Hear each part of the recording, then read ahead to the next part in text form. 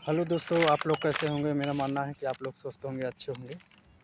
कहते हैं कि अपने सपनों को ताना मारना गुनाह मेरे दोस्त, और गरीब परिवार में पैदा होना गुनाह नहीं है, लेकिन परिवार को गरीब छोड़कर मर जाना गुनाह है। आपका जन्म, आपकी मृत्यु आपके हाथ में नहीं है, लेकिन इसके बीच का सारा प्रोसेस आपके ही हाथ में है।